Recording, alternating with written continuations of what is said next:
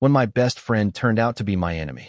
Before we begin the story, make sure to subscribe to our channel and never miss more incredible stories every day. Delete it, and I'll make this right. Rowan whispers, pupils pinpricks under the boardroom fluorescence, while the projector freezes on his name in a fraud alert pop-up. I'm Jamie, 29, the person friends call when their Wi-Fi dies and their life is half a tab of FAQs away from panic. IT support isn't glamorous, and it never trends, but it's honest. I fix things without needing to be seen. If I'm wrong tonight, I'll be the petty ex-friend who sabotaged a golden boy. If I'm right, we used to split fries in a dive bar called The Hatch, comparing calendars and swapping petty victories. A clean ticket queue on Monday, his startup pitch shortlisted on Friday. He'd say, clinking glasses, are inevitable.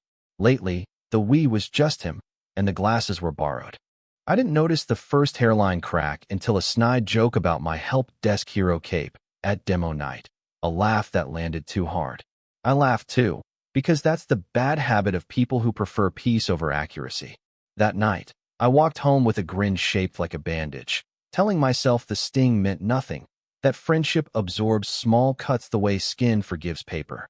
Jamie, Rowan says now, softer. You don't know the whole story.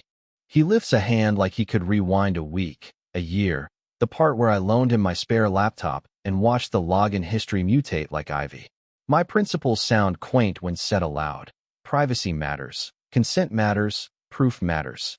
Yet they kept me sane when rumors started to pour like warm beer into an unwashed glass. If I let his plea erase the audit trail, I lose more than a friend. I lose the version of myself who believes receipts are the antidote to charm. I lose any right to warn the next person he calls family. Across the table, Coach Rivera folds his arms, the practical saint who taught our community center class that trust without verification is just hope in costume. Theo hovers by the wall, shoulders tight, phone ready, our names a quiet loop on his lock screen. Jamie, Tichio, Jamie, like a metronome for courage. The bank rep clears her throat. Fans in the ceiling whir. My cursor blinks on a folder called Rowan AUTH logs. I tap the space bar and let the truth load for everyone. Rowan and I met in 7th grade detention for a prank neither of us fully owned. He'd smuggled in a Bluetooth speaker. I'd written the script that made the principal's announcements sound like a haunted modem. We shared contraband gummy bears and the belief that rules were a puzzle worth solving. In college, we shared passwords, playlists, and a busted Honda with no AC. He recorded my graduation speech from the bleachers and yelled, "That's my genius." I cheered through his first seed round presentation until my palms stung.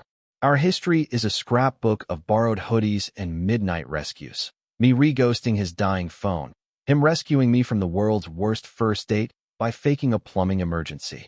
We played at being each other's alibi before we needed one. The first micro-betrayal was practically cute. He texted a joke from my draft Twitter thread before I posted it, then claimed it was parallel thought. I let it go. The second felt like weather.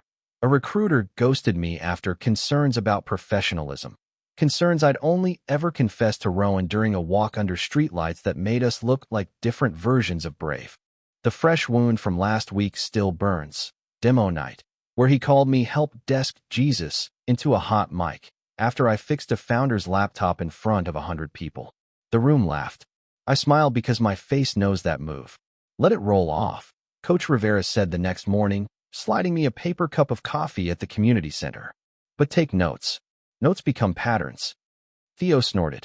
Or alibis. He grins when he's protective. It looks like a dare and an apology. I told myself that friends misstep, that a bruise isn't a diagnosis. I told myself, too, that Rowan glowed around opportunity, and glow can blind. At the Hatch, we carved initials under the corner table and made rules. No lies, no leaks, no dating within the friend circle, and no leaving without fries. The rules felt sacred because we laughed while making them, and laughter consecrates anything if you're naive enough. That night, he paid for fries with a metal card and winked when a server admired the wait. "Perks," he said, drumming the table. "We're almost there." I asked, "Where is there?" He said, "Where people stop asking what you do and just ask how you did it." I laughed, but a small animal in my chest looked for a door. Somewhere along the line, Rowan made new rules I never saw.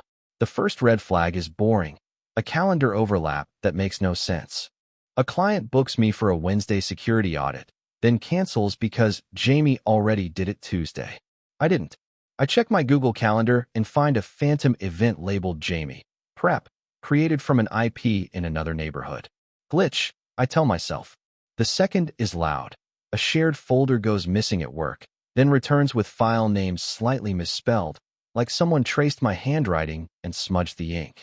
You're distracted, a coworker offers, kindly, as if distraction explains counterfeit. At the hatch, Rowan clinks his glass to mine. Too inevitable, he says. Too observable, I correct, grinning. Too observable inevitability. He compromises, and we laugh. He asks about the canceled audit. I shrug. Glitch. He says, people forget. You need a better brand. He suggests a slicker website and offers to soft introduce me to investors looking for technical founders who can actually ship. I say I'm happier repairing than pitching. He smirks. Of course you are. That smirk follows me home. I open my email to a forwarded message from me to a recruiter. Sorry for the delayed reply. I've moved into a leadership role and won't be considering lateral positions. There's a signature block I've never used, with a fake title, Senior Systems Architect, at a company Rowan has been courting on LinkedIn. I check headers. The sender domain is almost mine, but the L is a 1. My stomach drops into an elevator shaft. I tell Theo. He says, proof or it didn't happen. I send screenshots. He replies, okay, it happened. Now log everything. Coach Rivera texts, patterns, not vibes. I create a folder named Rowan, because that's unfair, then rename it possibility, because denial is kinder. Then I set up alerts and wait for the next coincidence to introduce itself by first name. It shows up at 2:11 a.m. A password reset prompt for an ancient forum I used in college, followed by a login from a device labeled Jamie, MBP, 2. I own one laptop. The IP maps to a co-working space Rowan posts from constantly. I call the night desk. No one answers. I scroll back through years of messages, hunting for the moment an in-joke soured into a queue. There it is, Rowan replying to my rant about being invisible with, invisibility's a superpower if you learn to pickpocket. I'd sent a laughing emoji then. Now it feels like a signed confession I misread as charm. I export, zip of my data, and label it day 1. I stare at the blinking cursor and keep typing timestamps and IPs. The next reset arrives before I can decide what to believe. Escalation doesn't arrive with drums. It arrives with a laugh track. At a community mixer, I'm mid-presentation on basic security hygiene when the projector switches to a screenshot of my DMs, edited, making me look like a creep critiquing a junior coworker's profile picture. Gasps. Someone mutters, gross. I yank the HDMI, and the room pixelates back to neutral.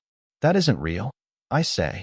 Rowan appears beside me like a firefighter at a photo op. Hey, he says, palms out, voice soothing, gaze calculating. I step into evening heat that smells like rain on hot sidewalks. Theo grips my elbow. Breathe. We can fix this. My phone buzzes with a fraud alert. A $492 charge to a domain registrar I've never used. The purchase, Jamie Help Desk. Come with privacy add-ons. The receipt went to my old college address, the one Rowan recovered last month. I call the registrar. They will review. I file a bank dispute and screenshot everything. Inside, a tech tells Coach Rivera. Trace shows a local laptop, cable row 4. Row 4 is where Rowan dropped his bag. We rebooted. Logs are gone, the tech adds. Convenient, Theo mutters. Rowan mouths, coffee? I shake my head. A voice memo lands. Hate how that played. You okay? Another. Let me run PR for you. Another. Forget it. Love you anyway. I save them in a folder called Fog and open a doc titled, What He Gets From This. At midnight, the domain goes live. A template with my name, my photo lifted from a tagged album, and a fake testimonial. Jamie saved our startup by teaching us to lock everything down. There's a contact form that forwards to a Proton address I don't control. If someone complains or pays, it won't be me who answers. I click View Source and copy the timestamp, then paste it beneath the memos. The city blinks awake while I rehearse 3 scripts: forgive, confront, document. My chest keeps repeating the third. I walk to the hatch through steam and bus brakes, tasting metal, cataloging lies like serial numbers. I open the door and see who already saved a seat. The hatch smells like fryer oil and the forever lime of cheap margaritas. Rowan sits in our booth, the one with our carved initials, 2 coffees sweating in paper cups. "You came," he says, relieved, like I'm a rumor he can finally delete. "I wanted to look you in the eye," I say. "Good," he says, "because that tech last night was sloppy and made you look bad." I let the sentence sit between us like a baited trap. "Me," I repeat. "Look bad." He leans in. "People are talking," he says with a pitying shrug. "Your vibe's brittle. You need my help to reset the narrative." He makes poison sound like artisanal salt. "Did you buy a domain with my name?" I ask. He laughs. "Brand protection. You're welcome." "And the DMs?" He blinks slow. "Deepfakes are everywhere, babe." "Who knows?" Theo slides into the booth. "We're recording," he announces. Rowan's smile flickers. "Paranoid," he says. "Prepared," Theo returns. Coach Rivera texts. "Boundaries create freedom." I tell Rowan I'll fix my own narrative. "Fixing is your kink," he says, half joke, half slap. By noon, the group chat splits like a zipper. 2 friends side with Rowan. He's shinier, easier to defend at happy hour. Others go silent. HR forwards a complaint circulating. The subject line includes my name and predatory. Cold rope around my ribs. Coach calls. Weather the storm. Take notes. Don't engage in theater. "I'm trying," I say. "Try smarter," he replies. Afternoon. Password changes until my fingers ache. Theo screenshots a private Slack. I hover at women's desks. Timestamp during a meeting I led elsewhere. I paste it into the doc under alibi. Room 204 sign in. Coach emails a single line. Receipts comfort the honest. At dusk, I list what I could lose if I play this wrong. My job, my name, the ability to trust a laugh. The power blinks once like an eye deciding whether to open. Rowan's voicemail lands. "Don't make me your villain. That's lazy storytelling." Theo whispers. "He's been practicing your lines on you." I hit save and finally admit who benefits if I fail. I stop waiting for apologies and start looking for math. The first concrete clue arrives disguised as boredom. A junk folder digest with a subject line that reads, "Unusual sign-in blocked." I click, expecting a far-off botnet, and find a near address instead. Coffee shop 2 blocks from Rowan's loft. Same window, he posted an espresso shot captioned, "Refuel." The attempt targeted my throwaway address, the one I used for college forums, and, lately, password recovery. The user agent matches his laptop model and OS build. It's not proof, but it hums like one. Headers are handwriting. They lean. I take screenshots and drop them into a timeline, pairing them with Rowan's public posts and my shift logs. Theo helps pull WHOS records on the domain registrar charges and cross-check the payment fingerprint against a card he flexes at bars. The last 4 digits gleam in a photo where he fans receipts to look busy. "Tell me again how coincidences dress," Theo says. "Do they prefer designer, too?" I add the burned-in metadata like studs on a jacket. The clone document history cracks the door wider. A draft proposal I wrote at 1:43 a.m.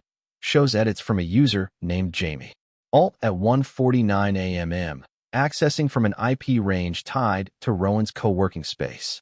The edits are surgical. Weaken my verbs, blur citations, introduce a typo that looks like my dyslexic brain on a tired night.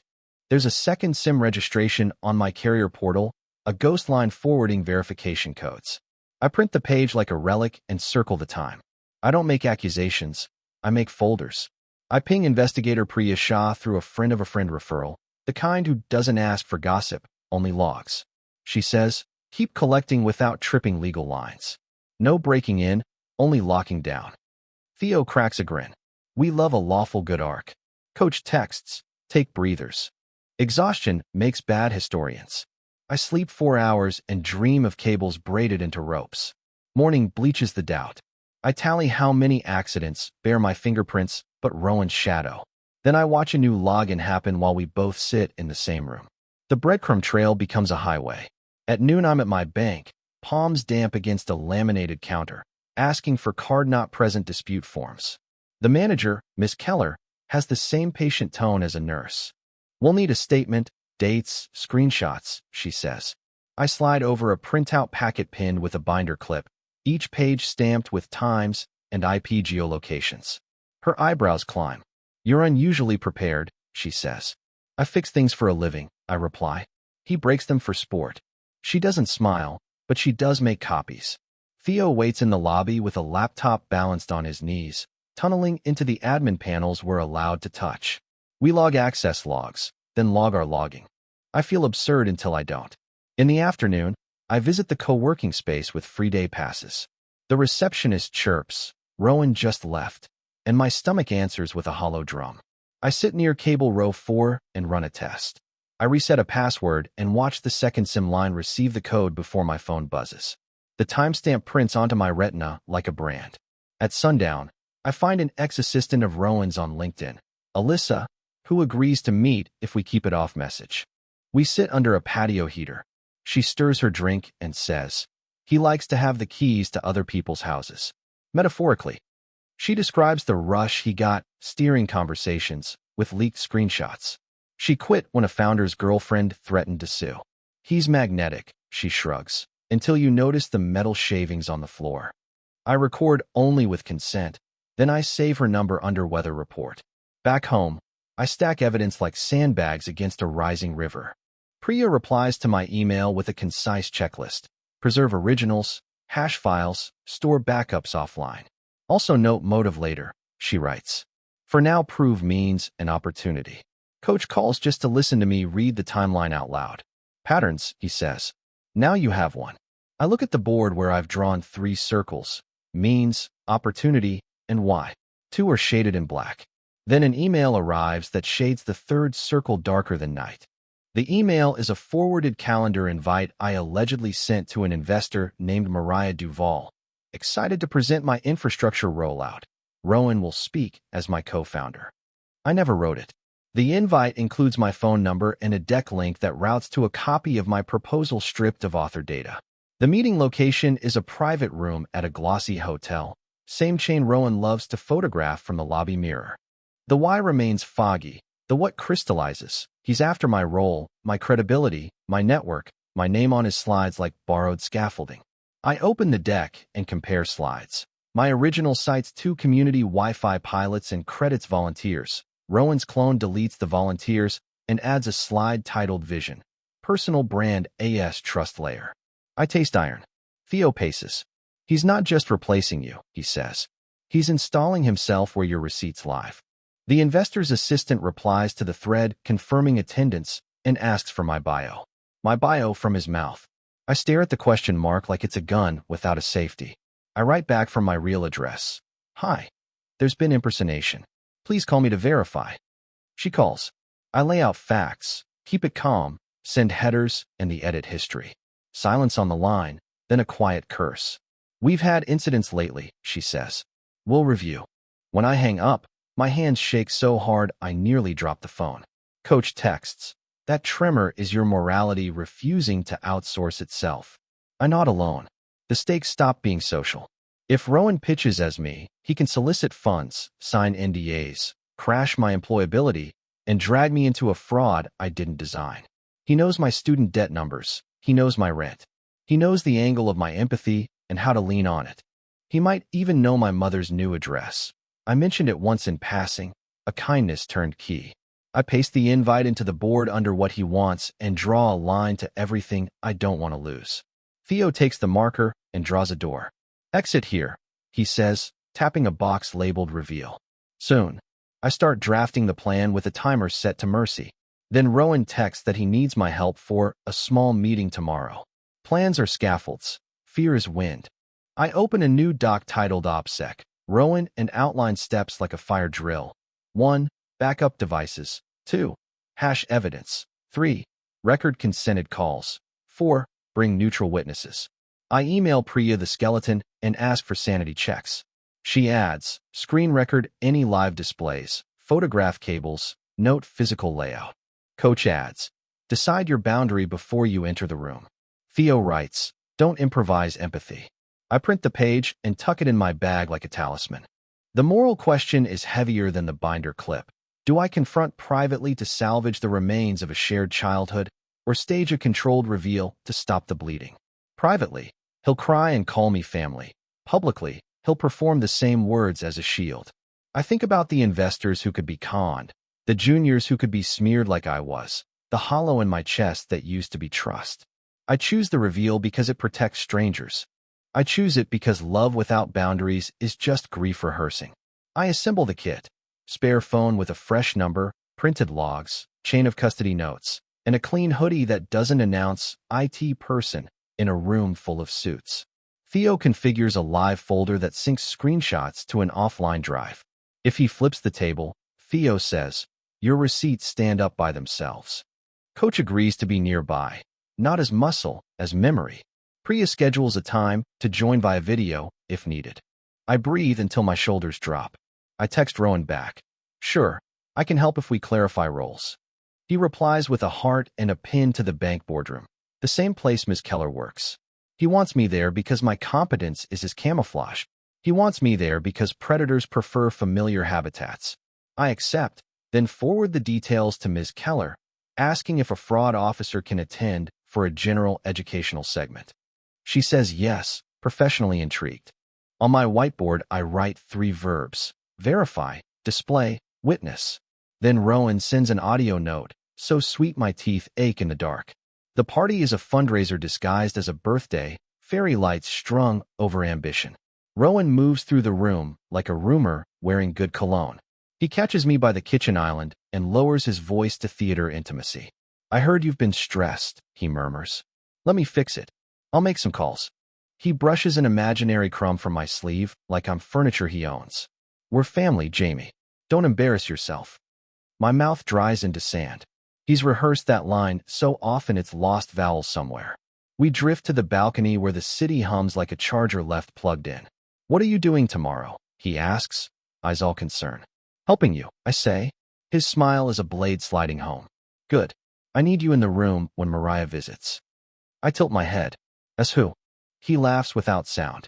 "As yourself. Obviously." I imagine his deck inhaling my name. I hear Coach in my head. "Decide your boundary before you enter." Rowan leans closer. "I've always protected you," he says, "even from yourself." The love bombing arrives in careful detonations. Revisiting the time he carried me from a bar when my back locked, the night he sat on my floor after a breakup, the hoodie he left when the heat died. He stacks favors like sandbags against accountability. "You owe me," he says without saying it. I feel the wobble, the old gravity of shared history tugging me toward the easiest lie. That he'll stop if I ask right. Theo's text cuts through. "Remember the second sim." I press my tongue to my teeth until the wobble quiets. Inside, someone starts a toast. Rowan squeezes my shoulder for the room to see. "We're good," he stage whispers, and people nod because theater is easier than thought. Coach appears at the door like a lighthouse on legs. He doesn't speak. He just looks at me until my heart recognizes the coastline. I exhale. The wobble steadies. We leave separately, on purpose. I walk home counting the beats between streetlights like a metronome for courage. Then I see a shadow detach from a doorway and fall into step beside me. "Alyssa," the shadow says, hands visible, voice small. "I shouldn't be here." She looks over her shoulder like apologies might chase her. "He told me to delete backups," she blurts, "so I made a backup of the backups." She passes me a thumb drive with trembling fingers. Chats, drafts, voice memos. "He rehearses everything," she whispers. My throat clicks. "Why help me?" I ask. She lifts a shoulder. "Because he told me I was disposable, and I believed him until tonight." I thank her, promise discretion, and walk home holding evidence like a hot stone. Morning arrives like a summons. I forward Priya a subset of the files and receive a one-word reply. "Solid." Ms. Keller confirms the boardroom at 2. Educational segment included. I text Theo, "Run KIT." He shows up with a backpack that clinks like a toolbox. We rehearse our parts. Me, calm, simple statements. Theo, screen recordings and mirror backups. Coach, observer, timekeeper. Priya will join via video. My hand stops shaking when the routine takes over. Rowan texts a string of hearts and a menu photo. "Sandwiches okay?" I answer with a thumbs up and breathe out through a counting square. If he suspects, he doesn't show it. We arrive early. Theo places a tripod-facing screen, tests audio, marks the HDMI with blue tape, and photographs everything. Ms. Keller brings in a fraud officer named Dwayne, who smiles like a mechanic. I love a clean log, he says.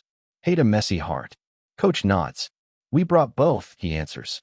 Rowan arrives precisely too, immaculate as a press kit. Jamie.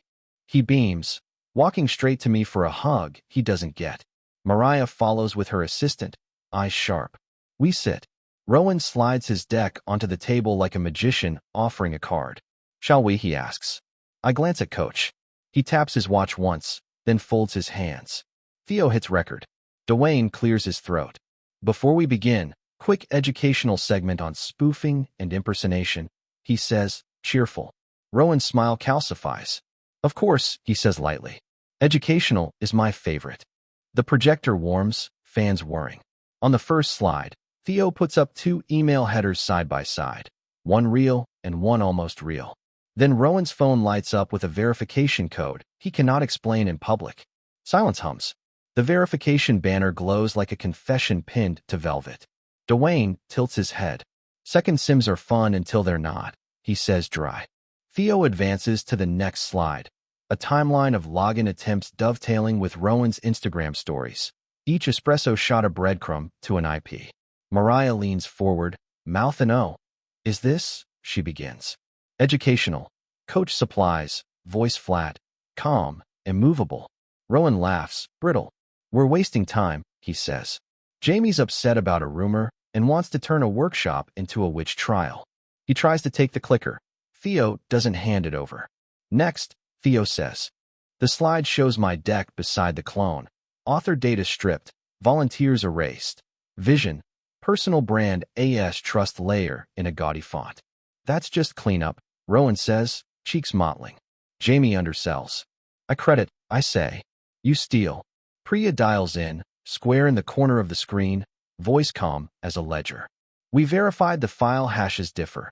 Timestamps place edits on a network registered to Rowan's co-working space. Audio memos recovered from a former assistant include rehearsal lines for apologizing if confronted. Alyssa's voice plays. Say I panicked because I admire you too much to lose you. Rowan flinches like someone opened a freezer. I place the folder on the table. Chain of custody notes, bank disputes, the domain registrar receipt with the last 4 digits from his showcase photo. Dwayne plugs in a device and mirrors Rowan's phone. A list of forwarded codes blooms. Classic brandjacking, he says, with an emotional garnish. Mariah's assistant whispers, we would never have signed. Rowan turns to me, eyes glassy, colder than remorse. You could have talked to me, he says. Privately. You practiced for privately, I reply. You optimized privately. The mask slips, not a drop, a clatter. You were never going to make it big, he spits. You don't understand leverage. You don't know how to let people help you be interesting. Coach exhales through his nose. Receipts are interesting, he says softly. Rowan sways, then recalibrates, pulling the pity card fast as a magician's scarf. He looks at me and says, delete it, and I'll make this right, I swear. We don't delete. We document. Dwayne emails a summary to the bank's fraud team. Mariah's assistant drafts a note to legal. Rowan exits with a smile that doesn't touch bone and a promise to clarify the narrative on socials. Within hours, posts appear. A black square, a caption about betrayal and forgiveness, and a video where he calls himself a builder who made mistakes because he cared too much. Comments split like a wishbone. I turn off notifications and go for a walk that feels like stepping out of a costume I never chose. HR calls the next morning to say an investigation is open due to reports. I submit my packet and give them access to the boardroom recording. They schedule interviews. My manager's face on Zoom looks like someone learning gravity exists. We'll protect you, she says. We also need to follow process. I nod. Neither promise is a lie. Both are insufficient. Workdays stretch like chewing gum. My hands forget how to rest. At night, panic attacks arrive without RSVP. Theo lies on the floor with me counting ceiling cracks like tally marks for survival. Coach drops off casseroles because people heal better fed. Priya emails 2 lines. You did the right thing. Right things bruise. Alyssa texts a photo of a job listing somewhere far from Rowan's orbit, then adds a small, hopeful sun emoji. I save it like a postcard from a town where weather changes kindly. Consequences widen. The registrar locks the fake domain. The bank credits back the $492. A mutual friend DMs, "I'm sorry," and unfollows Rowan publicly. Another messages, "He saved me once," as if one rescue cancels a map of harm. Legal words appear, discovery, preservation, potential charges, and I answer each with timestamps, hashes, and sentences trimmed of heat. I miss the hatch fries and the part of my life where booths held simpler ghosts. I pay a price too. Focus thinning, sleep unraveling, appetite like static. Then an email marked urgent arrives. Rowan's formal statement demands my response by noon. Therapy finds me where I actually live. On a chair, hands clenched, speaking in bullet points because facts feel safer than feelings. You kept asking your past to be a witness for your present, my therapist says. It declined. We create new rituals. Phone on airplane mode after 9, walks without headphones, a boundary script I can read like a phone tree when my breath shortens. Coach brings me a laminated card that says in bold, "I am not a kindness factory." Theo laughs so hard he cries. I write a letter I won't send. In it I list what I'm grateful for and what I refuse to carry. I won't be your proofreader or your alibi. I write. I hope you find a mirror instead of an audience. Priya helps me draft a concise assistance protocol for friends in crisis. What I will do, what I won't, and what requires consent in writing. It feels cold until it feels like temperature. HR's conclusion arrives. Allegations against me unsubstantiated. Corrective actions recommended for the team regarding rumor protocols and secure sharing. They offer me optional leave. I take 3 days, sleep like a shore after the storm, and wake to make eggs I actually taste. I donate the hoodie Rowan left years ago. I change the locks on everything you can change locks on. Alyssa sends a photo from her new desk. Sunlight scrapes across a plant like promise. She writes, "Not disposable." I type, "Never again," and mean it. I help responsibly, with paperwork. When a mutual friend calls panicking about a leak, I offer a checklist and a coffee, not my password. When a junior at work asks how to keep receipts without losing hope, I show them my timeline and my breathing square. I stop introducing myself as the friend who will always show up and start saying, "The person who shows up after you sign this." The world does not end. The circle of people who understand tightens and warms. Peace is not loud, it purrs. Then Rowan texts from a new number. "Emergency. Please, I need you. Just 5 minutes." I meet him in a courthouse hallway because public places turn performances into paperwork. Rowan looks smaller, or maybe I finally stopped measuring myself against his shadow. "I'm being audited," he says, eyes wet with strategy. "They're saying I spoofed investors. Tell them you were part of it." The request lands like a script I've already declined. "No," I say, steady. "I won't be your alibi, and I won't be your audience." He offers the old currency, nostalgia, inside jokes, the night he carried me home when my back went out, but I don't barter with my name anymore. "You used to be fun," he sighs. "I used to be tired," I answer. "Now I'm precise." He stares past me, seeking a camera to love him. There's only a clerk, a clock, and the echo of his own shoes. Outside, the morning is a quiet machine turning on. Coach waits with coffee and a nod that means, documented, witnessed, done. Theo sends a photo of a new padlock he bought for my storage locker. Sparkly, absurd, perfect. I walk to the community center where I once taught password hygiene and tack a printed checklist on the bulletin board. Save headers. Export histories. Photograph cables. Hash files. Keep original media. Get a second set of eyes. Write your boundary script before the ask. Kindness is not consent. Charisma is not character. A few people read it, nod, and take pictures. I think of Alyssa at a sunlit desk, leaves on her plant opening like hands unclenching. I spend the weekend making small repairs, oiling the door hinge that squeals, repotting a plant that had outgrown its container, calling my mother to talk about nothing urgent until our voices soften around the edges. HR closes its investigation with a brief note and a longer conversation about rumor hygiene. The bank completes its reversals. The registrar transfers the poison domain into my control, where it points to a blank page that refuses to lie. Priya emails, Case file closed on my end, and wishes me dull days. Coach slides a laminated card into my hand. You are not a kindness factory, and I laugh until the bruise inside me loosens. Rowan will tell 1,000 versions of this story, but I only need one. I believed a friend who dressed ambition as love, and when the costume unraveled, I chose receipts over worship. If you're reading this to decide what to do next, start with proof and end with boundaries. Keep your softness, but make it sign in with ID. Ask charm to change in front of you. And when a laugh feels like a leash, listen to the small animal in your chest. It wants a door with your name on it. I water the plant on my windowsill and watch the soil darken, the leaves tilt toward whatever's honest. The city hums beyond the glass. My phone stays face down. For the first time in a long time, the quiet feels like a room I own.